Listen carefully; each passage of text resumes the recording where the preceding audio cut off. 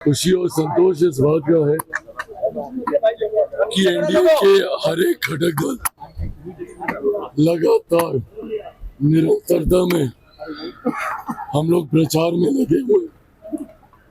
जिस दिन से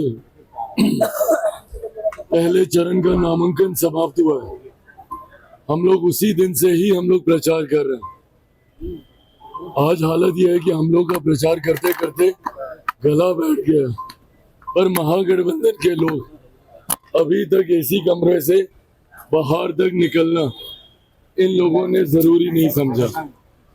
आज तो इन लोगों की पहली प्रेस वार्ता हो रही है, जिसमें संभवतः ये समझाएंगे, बताएंगे कि शायद गठबंधन में इन्होंने चीजों को सुधारने का प्रयास किया है।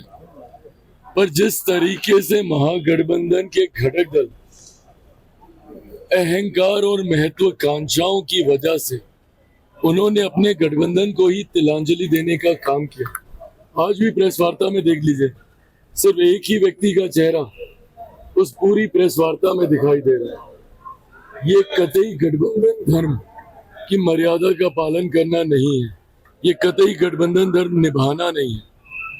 एक क्षेत्रीय दल का नेता अपनी अकेले बड़ी तस्वीर लगाए और राष्ट्रीय पार्टी के नेताओं की तस्वीर गायब हो।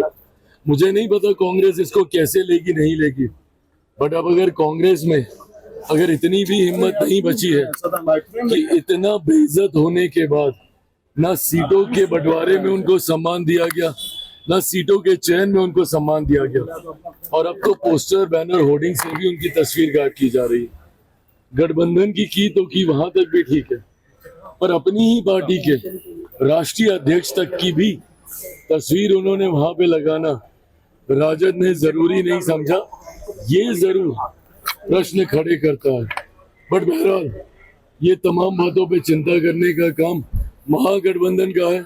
हम लोग प्रचार में लगे हैं और मेरा ये विश्वास हर बीते दिन के साथ बढ़ता जा रहा है कि हम लोग इस बार एक ऐतिहासिक जीत के साथ, ऑल टाइम हाई के साथ इस बार एनडीए सरकार बनाएगी। सर, क्या लग रहा है, सीएम फेस बताने की कोशिश की गई है क्या?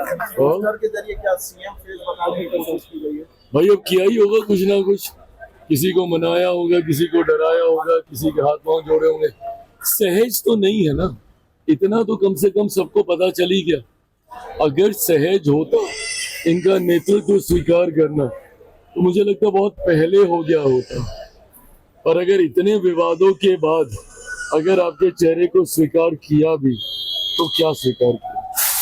सर, अधिराजा कह रहे हैं कि महागठबंधन कैंडिडेट कलावा बांधकर मस्जिद में जा रहे हैं, इतने कर चुके हैं। ये मुझे नहीं पता, बट हाँ, जिसकी जो आस्था है वो वहां जाएगा। अपनी जीत के लिए हर कोई दुआ कामना करता है, पर हाँ एक बात है कि जीत इस बार हर सीट पे सिर्फ और सिर्फ एनडीए के प्रत्याशी की होगी।